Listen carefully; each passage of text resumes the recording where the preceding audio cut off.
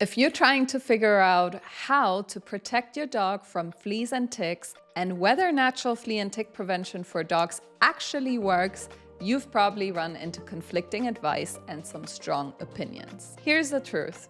Natural flea and tick prevention for dogs can work effectively, but not if you're looking for one product to do everything for you. It only works when you really understand the missing layers to this topic. Fleas and ticks are an entirely different species from one another. Well, I think the biggest misconception is that one flea on a dog is an emergency. Natural flea and tick prevention is layered. It's a multifaceted approach. If you felt skeptical, confused, or unsure whether natural prevention can truly hold up in the real world, this conversation is going to give you a clear framework. I'm your host, Charlie Pruden, and this is the Next Level Pet Parent Podcast, where we help proactive pet parents make calm, informed decisions about their dog's long-term health. Today, I'm joined by Rita Hogan, a clinical canine herbalist with over 20 years of experience, and she's also the author of the Herbal Dog Book. She has worked with thousands of dogs and teaches a practical, layered approach to natural flea and tick prevention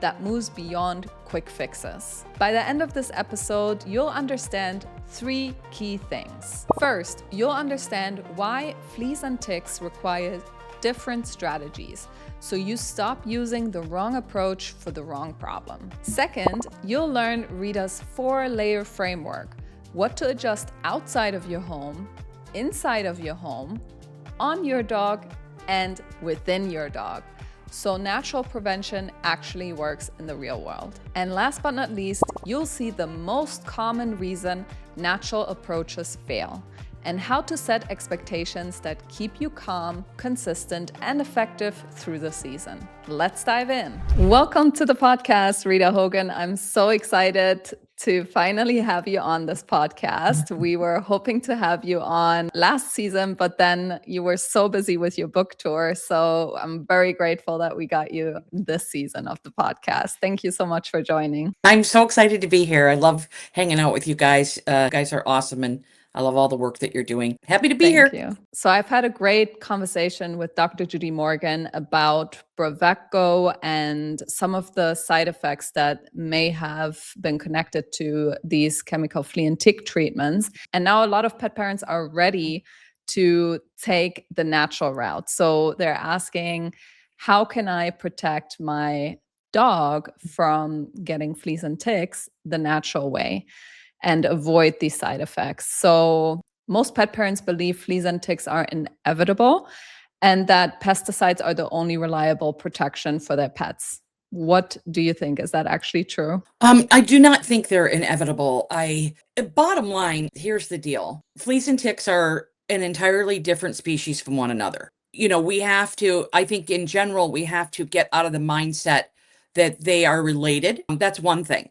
Because a lot of people will think that what works for fleas works for ticks. It's not always the truth. Number 2 is that it's natural for a dog to have a tick. Until we started bringing dogs into our homes, they had ticks all the time. It's natural for a dog to have a couple of fleas as well. What we want to work on the inside, aren't as overjoyed when they smell our dogs. And the same goes for fleas, so that they're not as attractive to fleas and ticks. But what do we do in the meantime, right? What do we do in the meantime? And I don't think that fleas and ticks are inevitable. I'm going to talk about fleas for just a second, because again, ticks is a completely different strategy. Fleas, we want to look on the outside of the house. What are we doing on the outside? What does our yards look like? How are we keeping our yards? What are we using in our yards? Also, we look at natural things that we can put on our dogs. Some people use things to put in our dogs. So I don't think it's inevitable.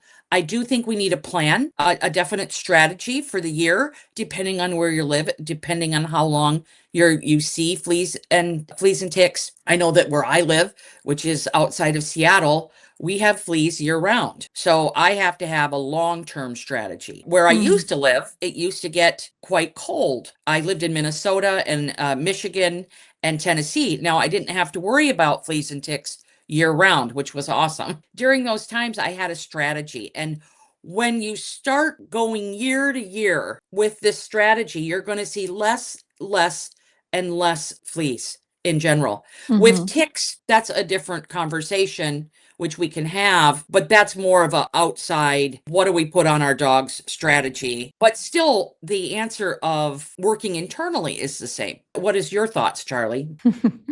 Well, thank you so much for explaining that. It's actually, I love that you just said it also depends on where you live, because that is something that I have personally experienced last year, because last year we lived in Thailand with Milka and the tick problem was just crazy over there.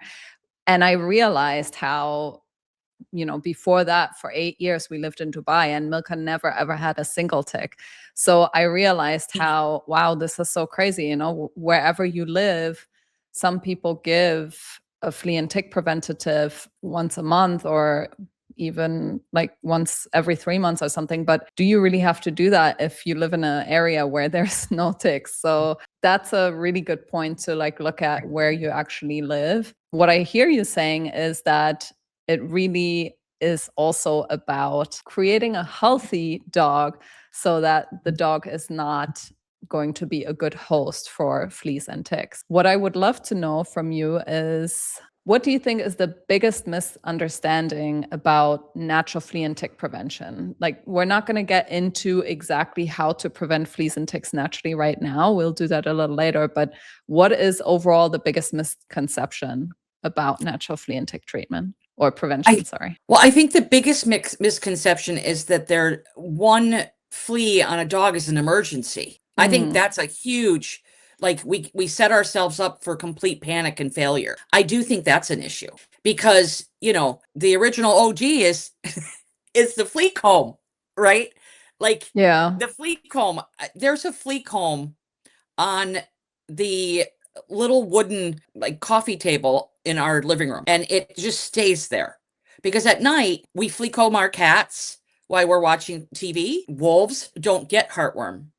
The reason being is their immune system takes care of that. I had a dog named Susie growing up, and she lived on our farm. She was just with us forever. And I would definitely say she was a resilient dog. She wasn't vaccinated very much. I don't know if she was ever vaccinated, but let's just say she was vaccinated once or twice, maybe. She was intact. She got to spend a ton of time outside breathing fresh air.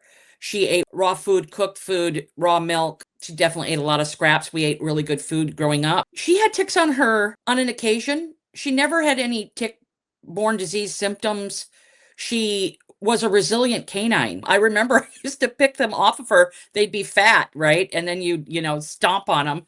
And it was just part of her being a dog, and any of our dogs. It was part of them being a dog, but we never worried about pathogens and a dog not clearing any type of issue that the tick may pass on to them, right? And we never worried about fleas. We never had any flea prevention. We never had a flea comb. Obviously, she came in contact with fleas. She never had an issue. None of our dogs did, and we have to think of like, what's different now than then, and there's so many facets. There's stress, which is one of the biggest issues with dogs and people because it affects the entire body.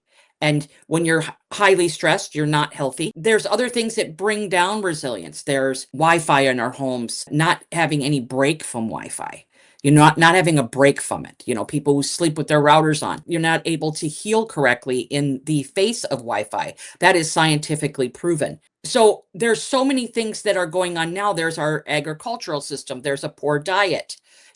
So many pharmaceuticals that again are a hammer. That's why they work really quickly. That's why they save lives. Pharmaceuticals save lives. Emergency medicine is amazing, but they're a hammer. Now, a lot of these hammers are built into our lifestyle. And so we are bringing down the health of our animals with each administration of chronic pharmaceuticals. And so when you look at dogs that are resilient, their bodies are able to deal with what we're giving And then you look at a dog that isn't as resilient. They're more sensitive. They have leaky gut. They possibly have food sensitivities. Their immune system is being activated chronically, which brings down, I'm going to say frequency, in that it brings down their vitality. And when you bring down a dog's vitality, these types of insects are opportunistic. They are going to always attack the weakest one of the bunch. And so not only is it a call to build resiliency in that dog and support organ health, it's also a red flag that that dog needs assistance. Very well said. Basically, it's like you said, a call for help almost. Like if a dog continues to have problems with fleas and ticks and you're continuously having to address that, then it's time to do deeper diagnostics to see what's actually going on. Maybe even do like a gut health test or something like that. Make some fundamental changes that will support the health. Let's dig into natural flea and tick prevention. I love that you said earlier that natural flea and tick prevention is layered. It's a multifaceted approach. And I think that's where a lot of pet parents do get overwhelmed a little bit when it comes to natural flea and tick prevention. So looking at it from the big picture, what are the actual layers of natural flea and tick prevention? Without going too much into the detail, we'll go at it layer by layer. Can you just mention the layers just to start? Yes. So one, I think layer one is to differentiate between fleas and ticks. That's very important. Okay. Number two, to look at the outside of your home. Number three, to look at the inside of your home. Number four is to deal with the outside of your dog, their actual body. And then number five is to deal with the inside of your dog's body. Part of number 1A would be also looking at your dog as an individual can help immensely as well. Right after you just educate yourself on the difference between fleas and ticks. Awesome. Amazing. So let's start with ticks and then we'll go into fleas. Or do you want to start with fleas and then we go into ticks? Ticks don't have the layers that fleas do. Okay. All right. Yeah. All right. So let's start with natural tick prevention. What would you start with when? Well, when what would you start with? When looking at ticks, we have to look at what are we trying to address? What's the intention of our natural tick prevention? Number one, we're not going to have much success, not much. We can if we find the right remedy or product, right? Definitely can. But we're never going to win the war on ticks biting, right? They are elusive. And again, it depends on the dog. A short-haired dog, you're going to find a tick much quicker than a long-haired dog. It's two facets. We want to help the body deal with the tick bite, but we also want to do our best in keeping that tick off your dog in the first place. Okay. Mhm. So those are, I think, the two layers for treatment, for tick treatments, right? Those are the two layers. So first, how do we keep a tick off of our dog? I like to look at dogs as individuals, and I think a lot of people will reach for an essential oil to put on their dog to try to deter that like tick falling down. They usually fall down or crawl up. So the important thing is your dog has a resonance.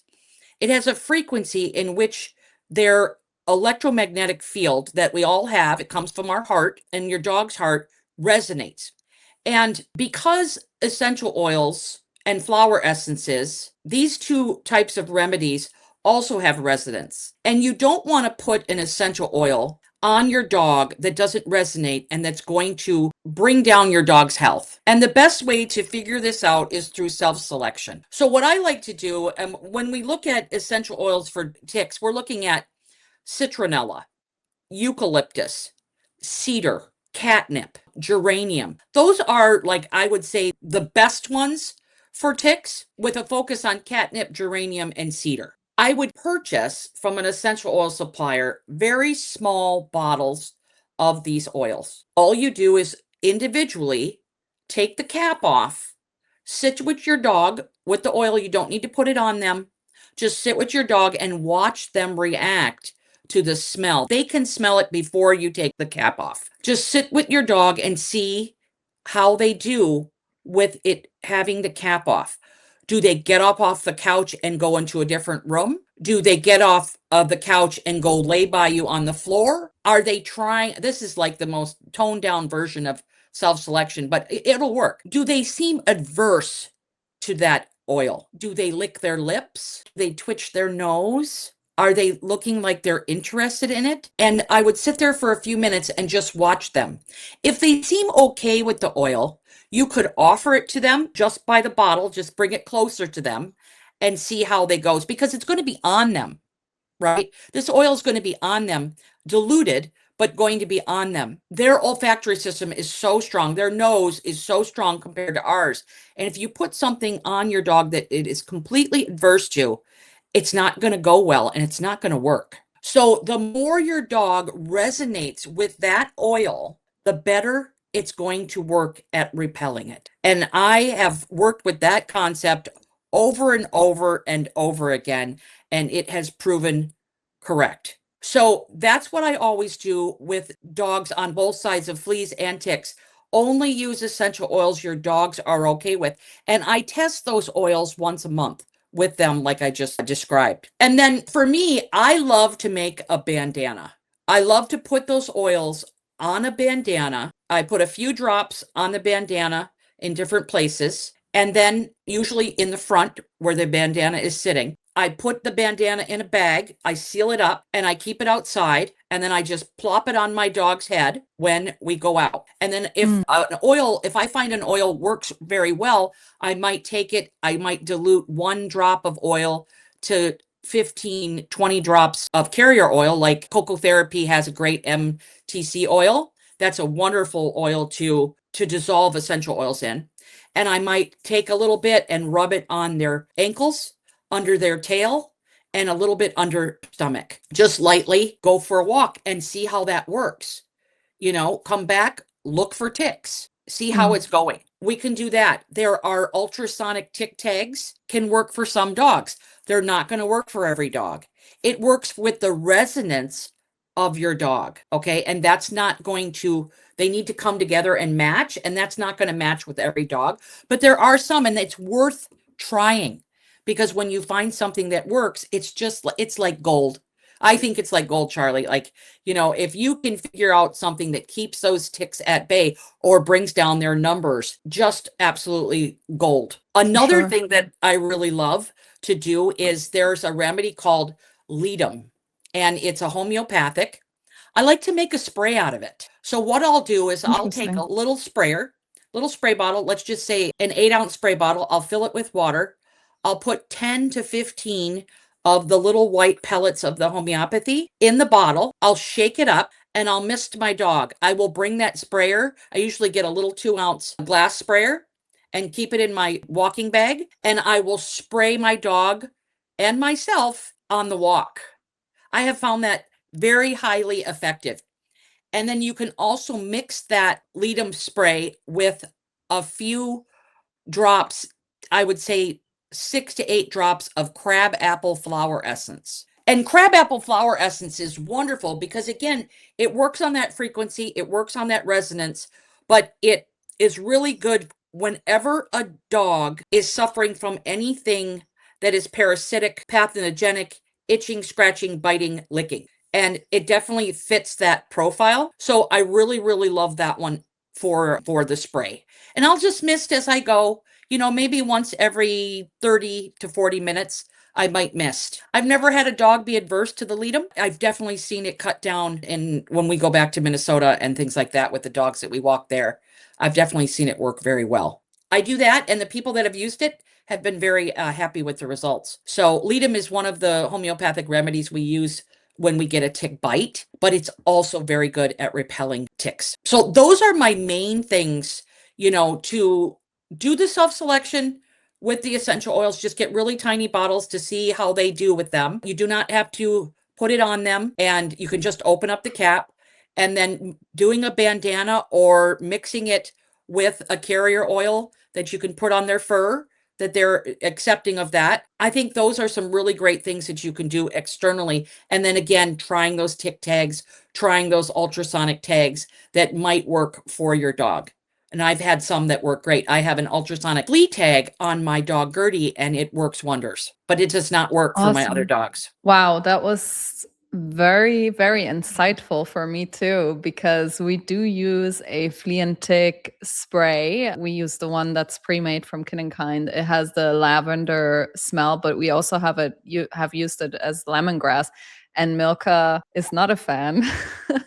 Yes. So you definitely inspired me right now to just, yeah, do the self-selection with Yes. her and really like sit down and see, okay, which one does she gravitate to and try out a few different things. Yes. And remember, like when you're doing self-selection, and this is a whole thing, and it takes a while to learn, but this is just basic. And I'd rather you do this basic than just to put anything on them. That is, essential oils are the strongest form of herbal medicine. They are so strong, and your dogs can smell them so far away.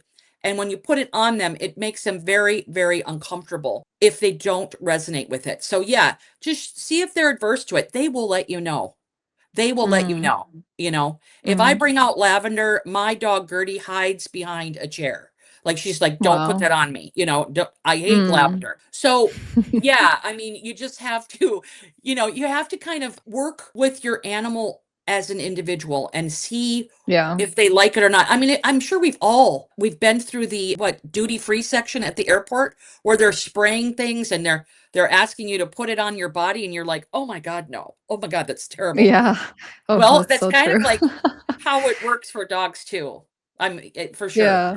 If you're listening and you're feeling overwhelmed, trying to figure out what's actually safe and effective when it comes to flea and tick protection for your dog, you're truly not alone.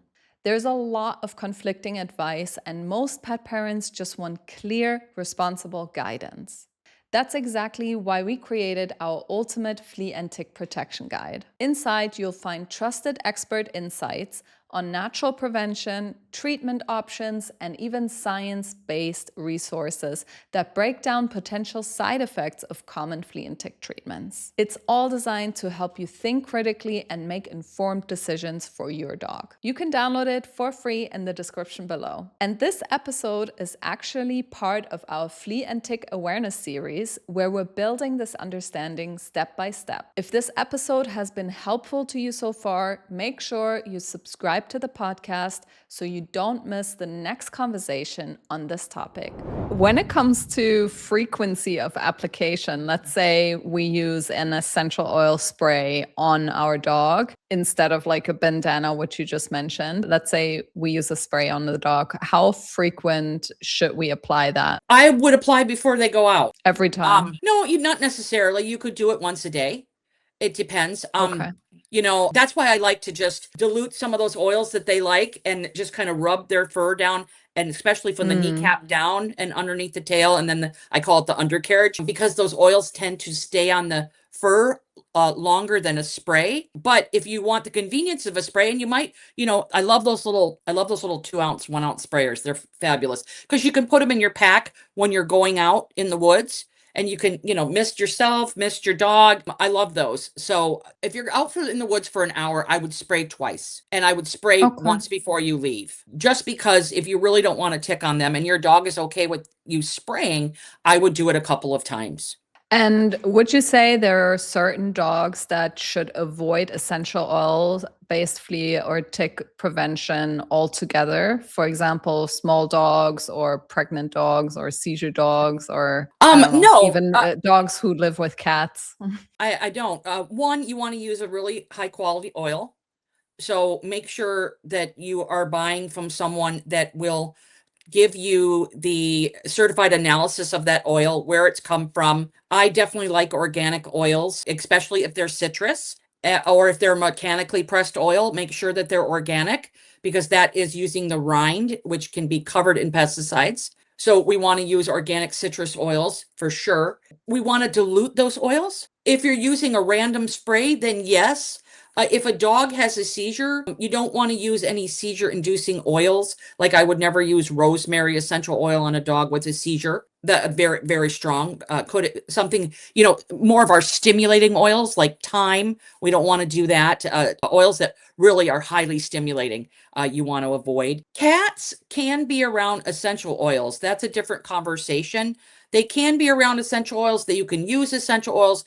You want to use it by self-selection and just be using it in a certain way. But again, that's a different conversation. But you do want to be careful because a lot of essential oils are adulterated. The market is getting smaller for them. There's a lot of species that are dying out because of essential oil use. And so you get these adulterated oils. And that's why I like to only buy the little half gram oils to check to see the self-selection. First, you can have that oil for years if you leave the cap on. Second, you only need a couple of drops. Instead of buying 2 ounces of something, buy something very small, and then you can repurchase. Mm-hmm. But yeah, I don't think so. With dogs that are pregnant, you want to be careful with anything. Yeah. If you have a pregnant dog, I wouldn't be walking them in the woods around ticks because you wouldn't want them to get bit and have an issue while they're pregnant. I don't give many herbs for pregnant dogs. I usually just use homeopathy. And so I would use the Ledum spray if I had a pregnant Okay. dog. So we've covered external flea and tick prevention. Would you add anything? I mean, I know it's important to check for ticks every day, Yes. especially after you coming from the woods or other places. Something that we just bought actually was a tick glove, which is kind of like a very weird material, actually. Yes. You kind of like pet your dog with this glove, and ticks are supposed to be just being caught on that glove. This doesn't work if the tick is already attached, but if the tick is like loose on the dog, on the fur, then it would kind of, grab the tick. That's another way that nowadays we check for ticks. Is there anything else that you would recommend externally? Externally, I love the tick mitt. I love the tick mitt. I also use on a dog with short hair. I Mhm. love the tick mitt. There's another thing that I do. I love to tape. I take tape and go like this, but the tick mitt can Okay. take place of that. But yeah, those are the only things that I mean, I do a full inspection. It's been a while for me for ticks as far as that. I've been happy to live here for the last 10 years with no ticks at all. It's a blessing. But those areas that are just like you said, Thailand and the east coast of the United States is just overridden with ticks. Let's get into natural tick prevention when it comes to the things that we can do internally for our pets. Like, I know we can feed things like garlic or feed specific herbs or herbal tinctures to help create an environment where just ticks wouldn't want to be attached to our dogs. So what are things that you would recommend for internal tick prevention? I would use garlic.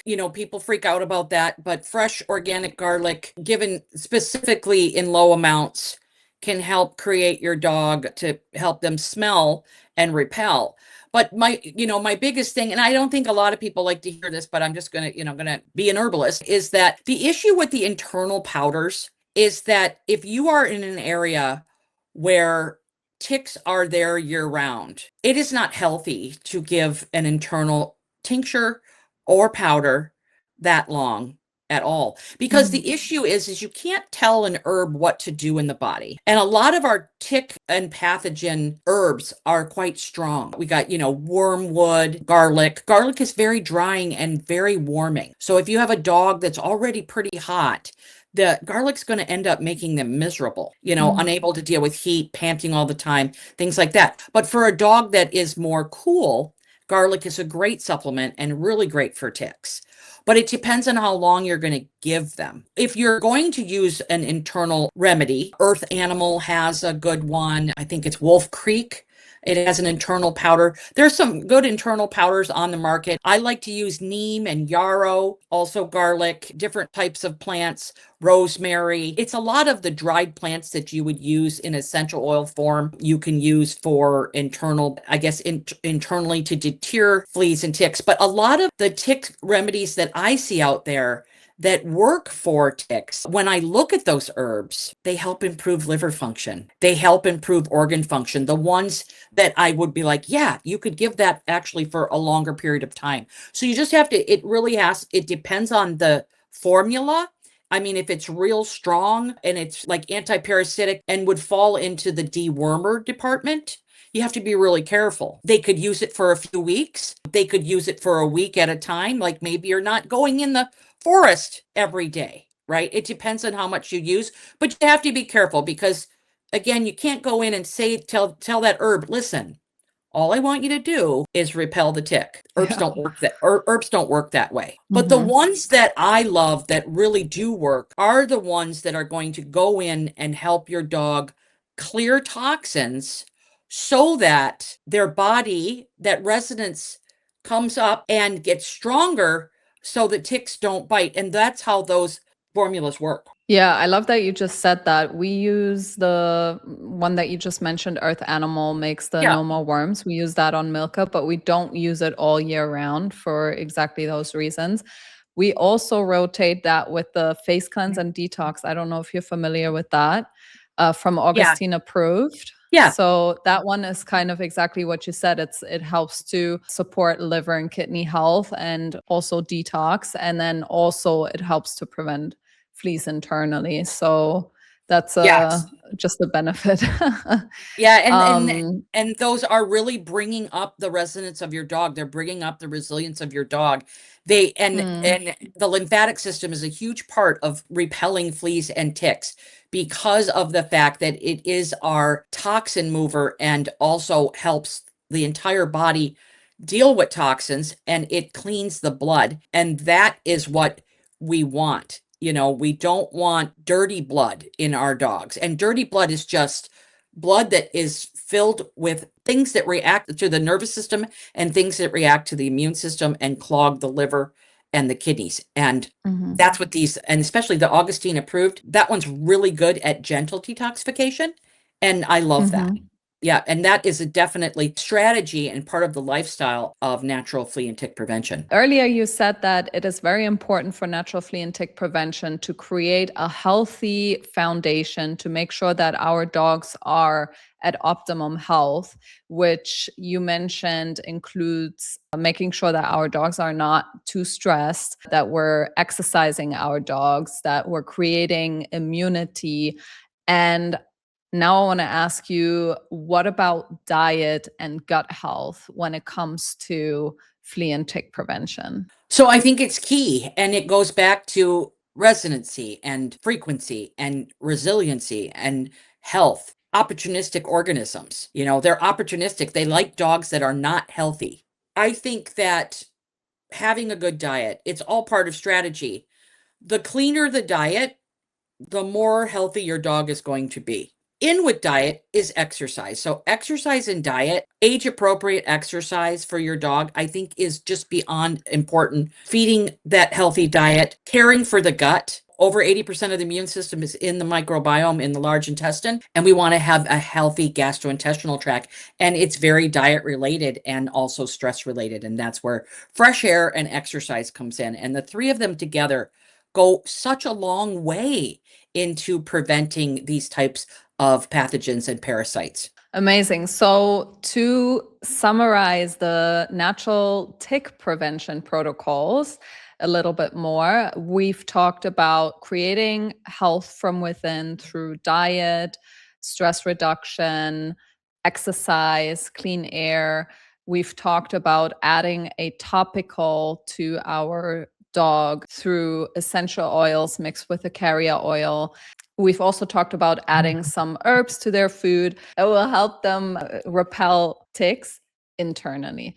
Would you add anything to that? Like to Yeah. everything that we covered earlier? For ticks, no, I think we covered a lot. Okay. Amazing.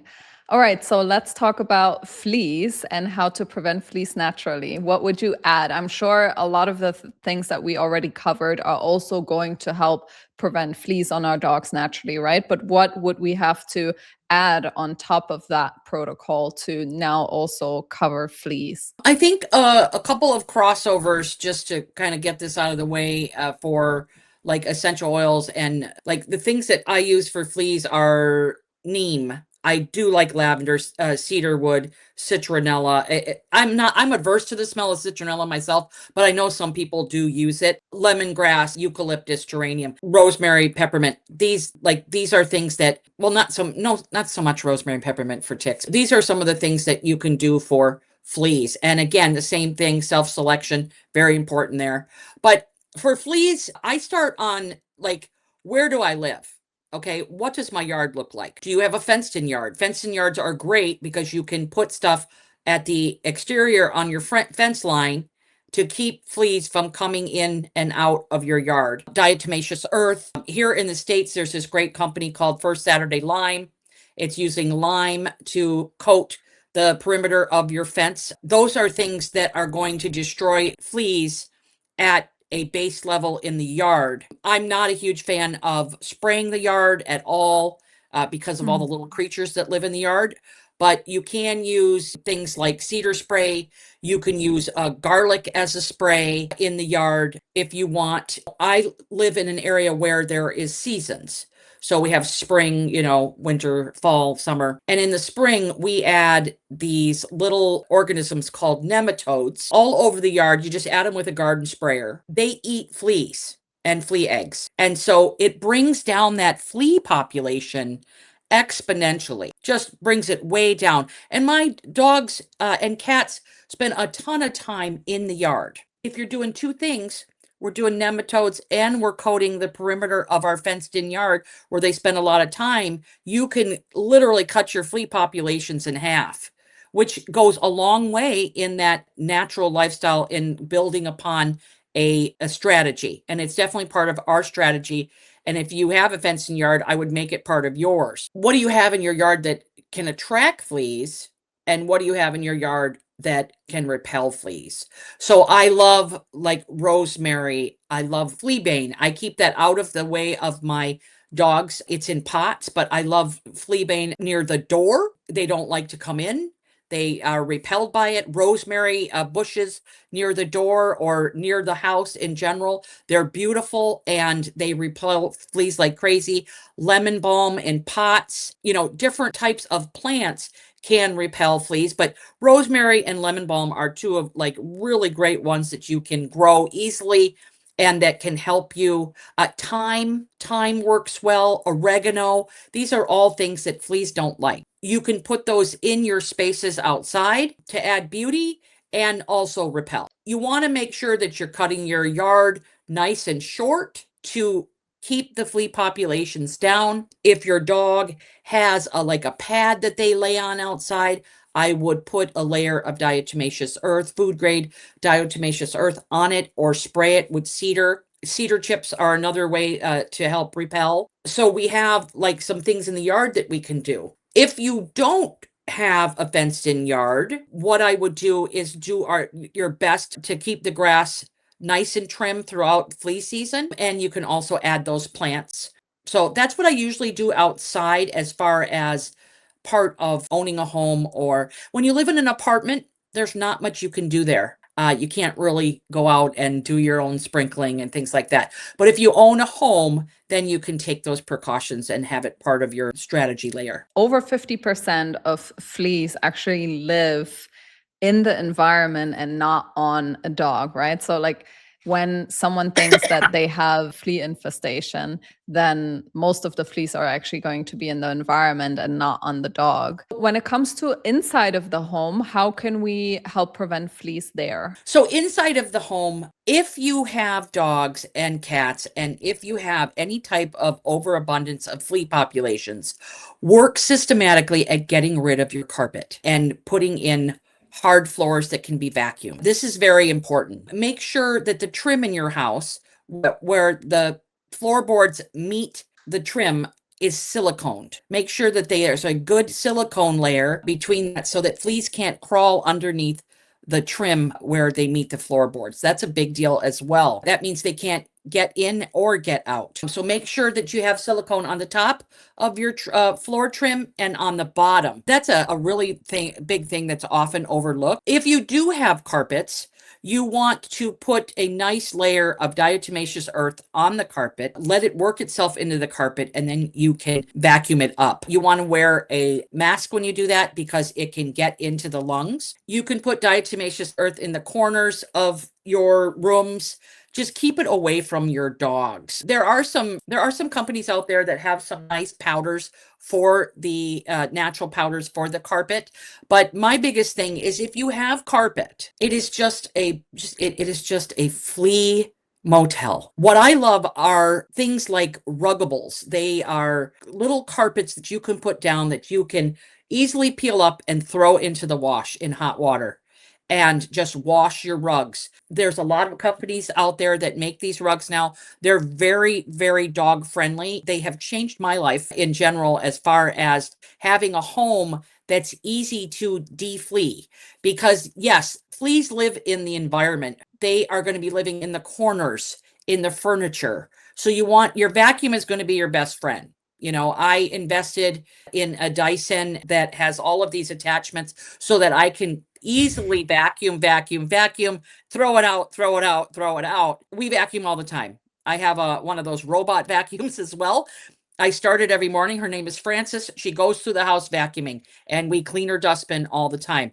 So vacuuming is a huge part of flea prevention if you have a high volume of fleas around you. And then also there are flea traps that you can make, and there's flea traps that you can buy. And using flea traps, it's just a light, just this little light, and it attracts fleas and traps them. And that's going to tell you a lot about the environment that you have in your house. I don't use them all the time, but I will put them out to make sure I'm not getting a lot of fleas on those traps. And these are not toxic traps. You can make one with water and a candle. You can make one, you can buy electronic versions. But if you're getting a lot of fleas at night, then most likely you need to do some of the things for inside the home, clean the furniture.